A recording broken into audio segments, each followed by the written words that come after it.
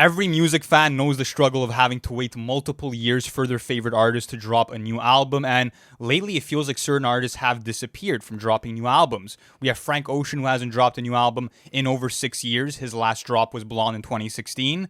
Then we have Travis Scott, who hasn't released a new album in over 4 years, with Astroworld being his last drop from 2018. We have Rihanna, who hasn't dropped in over 6 years as well. Her last drop was Anti back in 2016. And you have someone like Dr. Dre, who hasn't dropped in 7 years, with his last album being 2015's Compton. And for a 30-year solo career, he's only put out 3 studio albums. And it's pretty interesting to think about. And by the end of the episode, we're going to be going through albums that we've had to wait a long time for. And we're going to be speaking about if they were worth the wait. Not only that, but we're going to take you guys through the effect that these gaps have on an artist's career. Also, how long we think an artist should wait before dropping a new album. And I want to ask you, do you feel like things have changed from the album era, from the 60s to the 2000s to modern day? Well, it's quite interesting because if you, let's say, go back to, let's say, someone like David Bowie, right? Megastar was releasing a fuckload of albums back then. If you go through, let's say, his track record for releases, he released 14 studio albums between 1967 and 1980. And if you look at someone like Stevie Wonder, for example, another megastar, someone who was very prominent within the time eras that we're talking about, he released 15 albums in 10 years. Then you have someone like Jay-Z, all right? So starting to get more into our time, like someone that was prominent within our pop culture, more or less, he was releasing 8 albums in the span of 7 years from 1996 to 2003. Yeah. So yes, there's certain artists that do that formula of having multiple albums released. Obviously, they go on crazy runs. It's just like, what does that do to the artist's career? Well, I mean, in the instances of like fucking David Bowie and Stevie Wonder, did wonders for them, right? Like those were prime years for them, and they released some of their best projects. But that was the album era. Now we're in also a singles era where I feel like artists that are more established can afford to take these excruciatingly long breaks. Okay, but do you think that does better for them on the creative side or even the hype side? Because I kind of see it as a both thing, right? Like, why do they disappear? Like, why do they want to go into this hiatus? And I think it's because, one, they know that if they had to keep up with the general demand of the public and start going into these marketing trends, it would diminish the quality of their music and their art, absolutely. And we've spoken about this issue many different times on the podcast on how we as listeners put on too much pressure onto these artists that have to drop. So that's a good part of it. But even if you look at like what it does for the hype of the albums that are going to be released, it's really cool to have to wait maybe sometimes 3-4 years for an album, because once that moment ends up happening, it does massive things for their actual catalog. So how do you feel as a fan about that, like artists taking a lot of these hiatuses? Well, I feel like sometimes as fans we are a bit demanding, and we kind of tend to forget that these artists are humans at the end of the day, and they go through their own lives in terms of having families to build, in terms of going through losses. And if you're looking at artists like Frank Ocean or Kendrick Lamar, they'll disappear from the public eye for a couple of years, sometimes half a decade, and they'll come back with albums that have these new fresh perspectives that make you rethink your own position in life. And I feel like that's what's truly important, is that if you're going to be taking that long break, you should be coming back with something that reminds people of your artistic brilliance. Okay, so let me ask you something then. As from a fan standpoint, are you willing to wait 5+ years for an album at this point from your favorite artist, like we just did with Kendrick Lamar, and then see that he's able to step up on that plate and be able to deliver something as good as, let's say, Mr. Morale and the Big Steppers? I think it depends the artist, because as creatives, I feel like when you're putting out a body of work, sometimes you do need those 3, 4, 5 years off to be able to live through new experiences and have new perspectives to share. I mean, look at someone like Lauryn Hill, for example. She released one of the best neo-soul / hip-hop albums of all time, and then never dropped another studio album because she wasn't inspired. She wasn't going to put out material that was mediocre, and she also wasn't fucking with the industry politics and other things. But at the end of the day, I just feel like we have to give the artist time to develop, but I feel like not every artist is in a position where they can actually do that. Not only that, but I feel like sometimes it's out of the control of these artists, because a lot of these artists are with, they have these deals where they're contractually obligated to get the approval of their label to be able to release an album. Absolutely. But I think it also comes down to the artist too, because I mean, someone like Pusha T, for example, right, on the song The Games We Play, he had rapped this about the whole situation.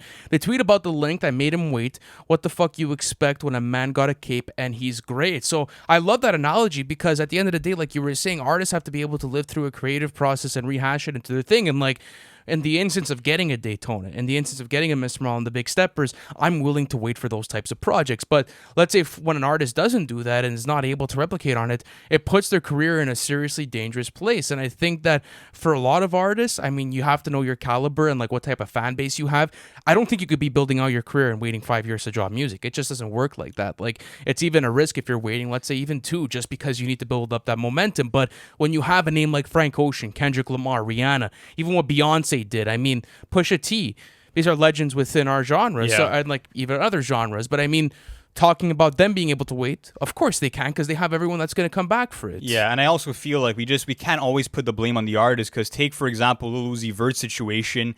He claimed in 2018 that DJ Drama and Generation Now were holding his album captive, and this started a campaign on Twitter where people were tweeting, hashtag free Uzi. People started leaking music, and it felt like it was out of his own control. And I feel like that's also something to consider. But at the same time, that long wait just built anticipation for the release, and it ended up selling 288,000 copies first week.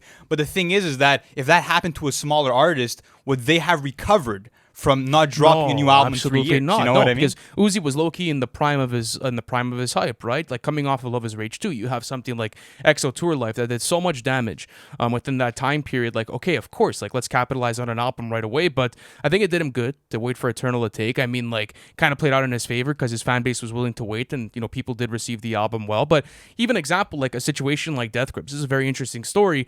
They had to leak their own fucking album with No Love Deep Web in 2012. Like, when it gets to that sort of extent where the artist really wants to get it out, because now like the timing of the albums are playing into the creative decisions, and maybe music gets outdated, maybe they have to re-record the albums because you're sitting on this piece of art for like 5 years. Now it starts to get a bit shady, because when am I really going to release this? And now my fans are starving from me. Yeah, and what's interesting too is that Ariana Grande, kind of shared a similar sentiment, and she tweeted about the idea of a release schedule, and she said, "I just want to make music and drop it whenever and perform it. I don't want to conform to a routine or formula anymore. I love music. I ain't waiting another 2 years to drop it. I want to share it with you when it's fresh." Okay. She tweeted that in 2018, and then within the span of 6 months, she was able to release 2 albums. But when we look at a situation like TDE, for example, we're having these artists coming out, speaking on their social media platforms, saying that the president of the label, Punch, in this instance, is holding back, let's say, SZA's album. And she literally had to tweet that, she blames RCA and Punch for holding back the album, and that she wanted to put it out this summer in 2022. Yeah, but Punch was wasn't able to. but Punch was also saying that when he had spoke to RCA about it, and when they wanted to go through that rollout, because he had released a statement about it, that they wanted to take time to be able to roll out an album with so much anticipation. So maybe there's also like this double-edged sword. But who should be deciding, the label or the artist at the end of the day? It depends, though. I mean, like, it sucks, because obviously it should always be in the artist's hand, but the artist makes that decision for themselves when they sign a paper. You know what I'm trying to say? Like, that's kind of where it's at right now. So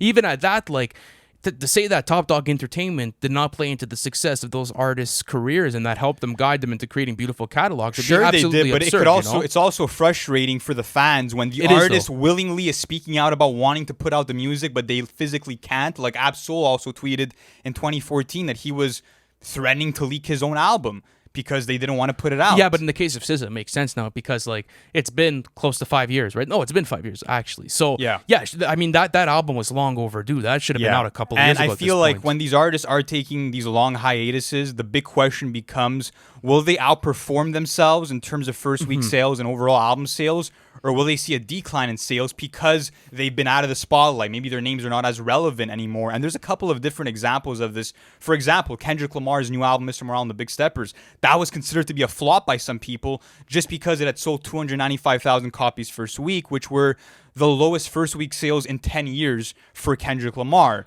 And he had sold, with his previous album, Damn, 603,000 copies first week. But he had talked about how the creative decisions within his album kind of played into that. Absolutely. Where he said, like, listen, I could have given you guys an album full of bangers, but I decided to make some different creative decisions. So I respect that. And I think that also, like, the sales kind of play into a different way, because looking at, like, let's say someone like Isaiah Rashad, like with The House is Burning in 2021, he had taken such a long time from releasing music. I mean, The Sun's Tirade came out in 2016.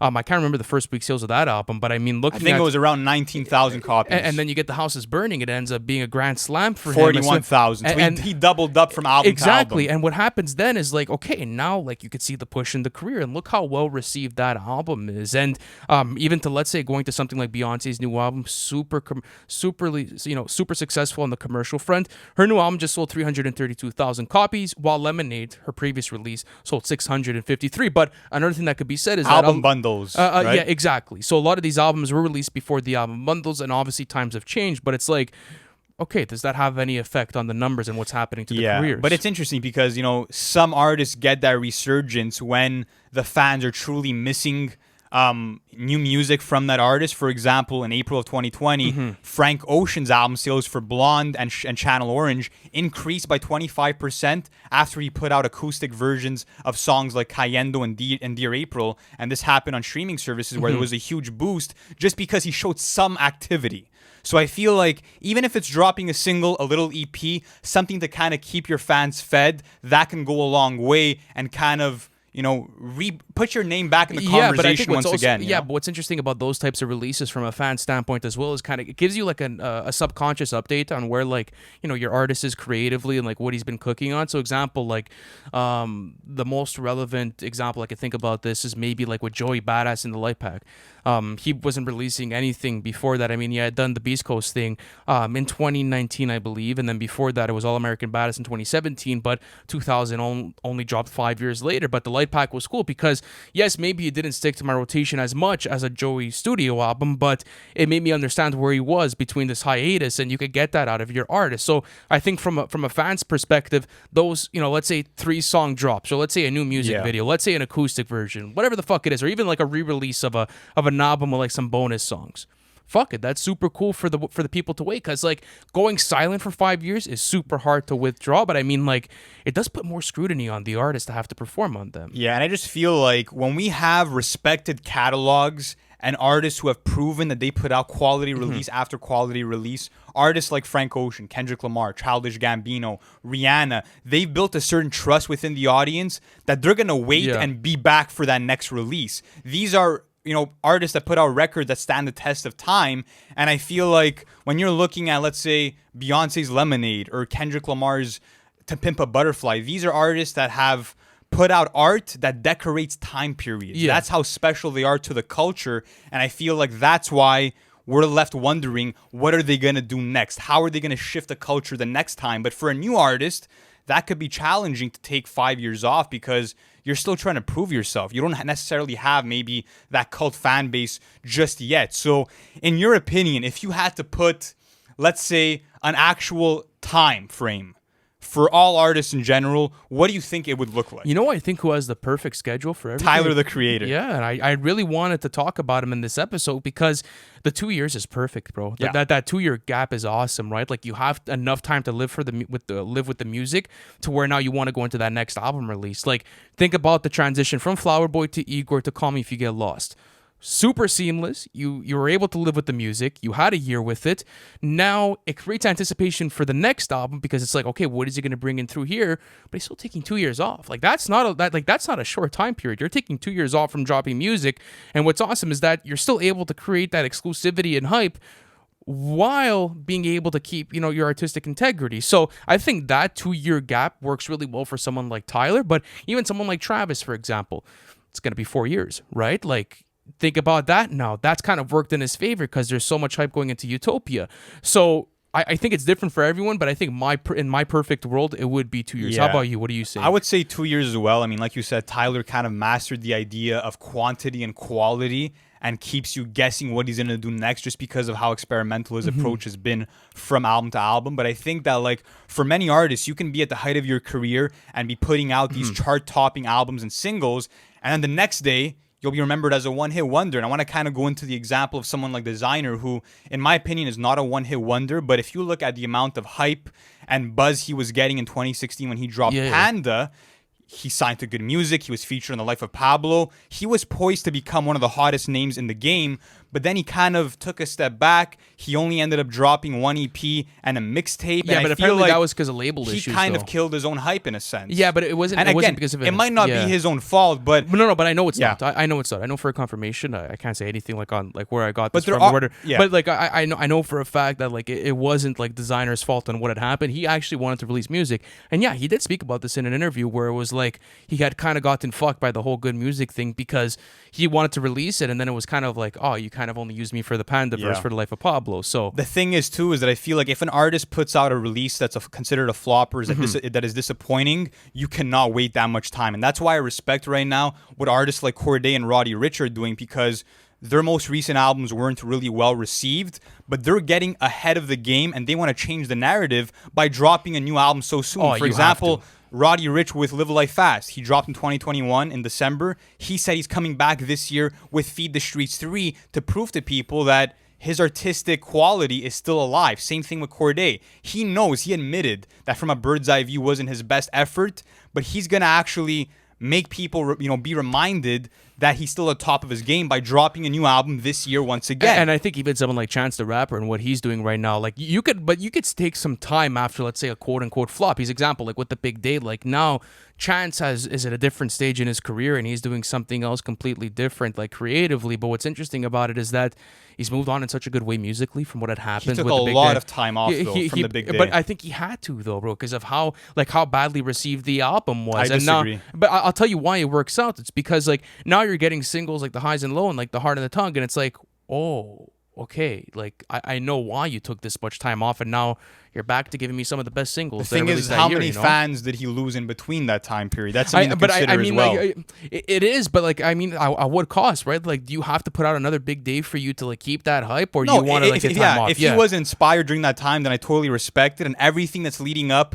to this new album seems amazing. So but I'm not definitely. only, but it's only like 3 years he's been off. You know, it's like it's Yeah. not. It's not. It's so not a hopefully it horrible comes hiatus. out this year. Yeah, it's not even if it comes out next year. I mean, like Chance is a huge artist and he has a massive fan base. Like he has one of the biggest within our genre. So he could have afforded that time to wait and be like, okay, like let me take some time off, because in his situation it was like the whole community had turned on him once he had dropped that studio album, and it was low-key unfair, bro. You know, the guy dropped the dud, and then after that everyone kind of was backlashing on him as an artist and not on the actual project itself. So I think it was merited there. But you want to go through some albums, bro? What do you Absolutely. say? Let's go through some albums and talk about if we feel like they were worth the wait. Starting off with Mr. Morale and the Big Steppers by Kendrick Lamar. 5-year gap in between Damn and this absolutely, one. for sure. I think 1,000% it was worth the wait. I mean, double album, so you got fed on the actual content itself. Felt like a moment in the community, so you got that sentiment as well. The music has been aging great. The tour has been great for him. You got memorable tracks. You got back quality.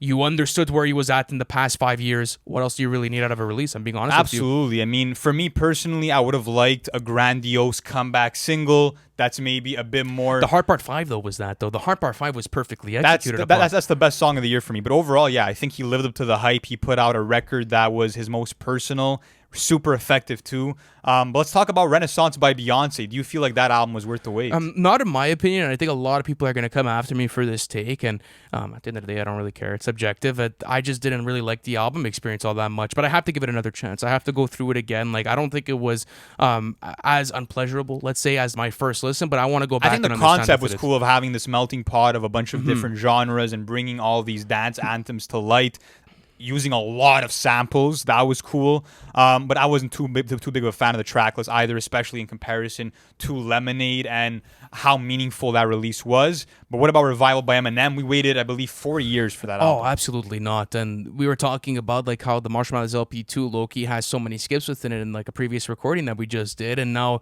you're waiting all that time to Revival, where like it's kind of starting to play into his catalog at that point, you know. So like that's another situation where it's like, okay, it's too long to wait now. Like you wait 4 years and then you drop Revival.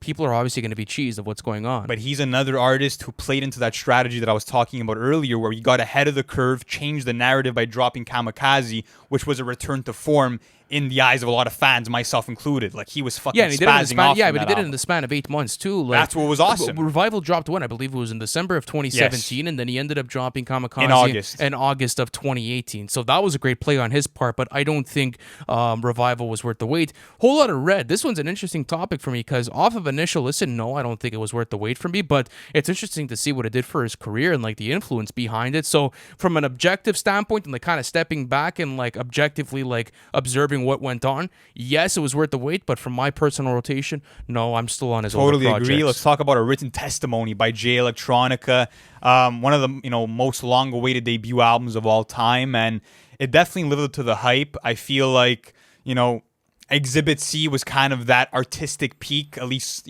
lyrically for me from Jay Elec, but you got amazing songs on this track list like The Ghost of Soulja Slim and Blinding. I think was it called? The Blinding? I believe so. That was also fire. And I mean, Jay Electronica is a very spiritual artist, and he feels like he needs to release once he gets a sign from Allah, because he's very driven by, I would say, spiritual timing. So again, it all comes down to when the artist feels like they're ready. So that was respectable. The Big Day by Chance the Rapper, that was a long-awaited debut album. I mean, I think it's no secret that it wasn't up to Chance's standards. Yeah, I wasn't really a big fan of that release, but let's keep going on with this. Eternal Take by Lil Uzi. No, not in my opinion, but for a lot of people it was. So I mean, it kind of worked in for him as well because he had the biggest peak he's ever had commercially with Eternal Take, you could argue. So, but not too many hit songs. As an album, it sold well. But I mean, he even spoke about the replay value within his track. He's like, I don't really fuck with it myself in an interview. So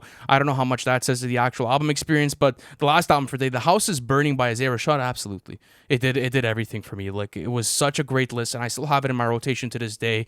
I've been listening to it again and again and again, and I could honestly say that like I like it stacked up to Sylvia Demo and the Sun's Tirade. It's a completely different vibe than anything he's ever given, and same situation like Kendrick. It was a moment in the community. He told you exactly where he was for the past 5 years, because the last time he had dropped before that was in 2016 with the Sun's Tirade, and you got a bunch of different sounds from him. You got new features and new people that you didn't know he was going to have chemistry with. Like, the track list was completely different structured. He was trying out different things. So yes, I do think that was worth the wait. But let's talk about like one last conversation just before we end off this this conversation as a whole. What do you think we do as fans to these artists? Because there's a lot of people that speak out against artists saying that why would I drop an album that I've been working on for so long, that I put so much of my heart into, when I drop it and now it just falls into a pit of negativity and hatred where everyone's just kind of fucking people shitting just on spam mids underneath the comment sections. How do you feel about that? Because it's one thing to get on a podcast and actually like show your face about it and like just speak your opinion and truth about the music, but it's another thing to be in someone's comment section and trying to really fuck up their day to the point where you're a troll. Just doing it to troll. Yeah, exactly. I feel like it's interesting because we feel kind of personally connected to these artists just because of how much we relate to their music. So we kind of feel like we want to be kept in the loop, and that we kind of deserve to be kept in the loop. But sometimes when the artist kind of closes that spotlight, we become demanding. We start hunting and digging for answers. We start kind of flooding their comment sections with comments like, drop the album, or give us the release date or else. Yeah, but people don't understand what I mean? how much that like has an effect on the artist's creativity, and like how like that rushes them and puts them into a bad zone. Like, even like throughout all the anticipation videos that we do, like I always say it, like whenever the album drops, it ends up dropping, and I'll be happy to actually receive it. Like, I've never been there like being like, I need it by this date, like I want it by this time and whatever it is. Like, I don't think an album will, like, if I said it at the beginning of the year, I don't think Kendrick's dropping, and I'm okay with it, and I hope I jinx myself, and I actually ended up jinxing myself, so I ended up getting the actual release date. But I think what's interesting about this whole conversation too is like, yeah, artists do have a point. Like, why would you put so much heart and soul into an album when like you got kids in your comment section just fucking ripping into you, and then like your album is just not received well because the vision was never understood from the jump, One thing that I see fans asking for a lot, and I do understand it, but I also disagree at the same time, is that they want transparency from the artist in terms of maybe dropping a subtle hint about when the album would drop. Maybe that could be the year in which it would drop. Maybe it would be the fucking season that it would drop.